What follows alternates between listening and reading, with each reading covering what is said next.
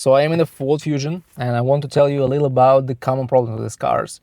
And the Ford Fusions are really reliable vehicles. I think they are probably the best Ford vehicles of their generation. So it's 2013, 2020, and between these years, probably the best car in terms of the money you pay and what you get for that money.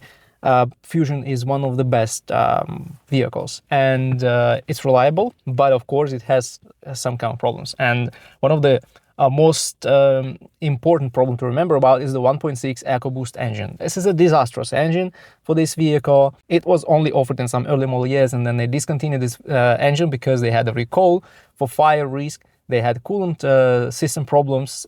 They had issues with a lot of other systems. And of course, this engine is not recommended to buy used or whatever. 1.6 EcoBoost is one of the worst engines in the EcoBoost family Ford ever manufactured. Now, when it comes to hybrid Fusions, they are also very good when compare them with other hybrid vehicles on the market with the same price range. But the problem is that hybrid batteries have a lot of minor electrical problems, and hybrid battery packs are not that reliable or not that durable, unfortunately. So the hybrid battery pack will cost you a fortune to replace, and unless the Fusion is under warranty, I'll probably recommend you against buying a Fusion hybrid, because you eventually may face this extraordinary bill for a hybrid battery repair or replacement. Now, the Fusion has a very common problem with the 6F35, so 6-speed automatic transmission. The transmission is okay, transmission is perfect, but there is a bushing that holds the shifter cable on this transmission, and this bushing very often fails and you can't shift. Your transmission stays in the mode that is currently engaged. Like if you're in drive, you can't shift to park. If you're in park, you can shift out of park.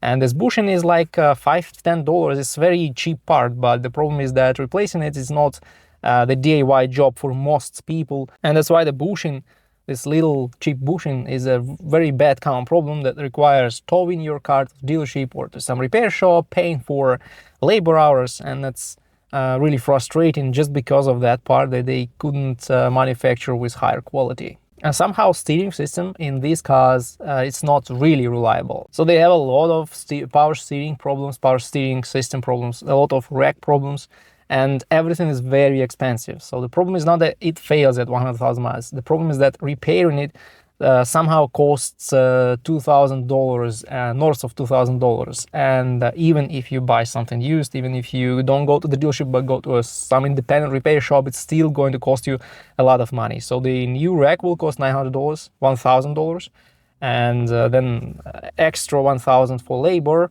and your car will probably be stationary for at least a week or something. So the steering system is not perfect, and at high mileage, the steering system is probably what you need to pay attention to if you're buying a used Ford Fusion. And probably the last thing is that minor electrical problems, like you will always see some warning light on the dash, some warning message. It will annoy you, it will frustrate you, it will make you go to the dealership or to some repair shop to scan the vehicle for codes to see what triggers those lights. And it's like minor electrical problems, so maybe they will be solved even before you go to the dealership, but it's frustrating. It's actually frustrating. And if you don't have your own scanner, this will be extra time you pay for this car, extra money you pay for this car, so not really good. But overall, the Fusion is still reliable, simple, and quite practical car that will not take all your money out of your pocket.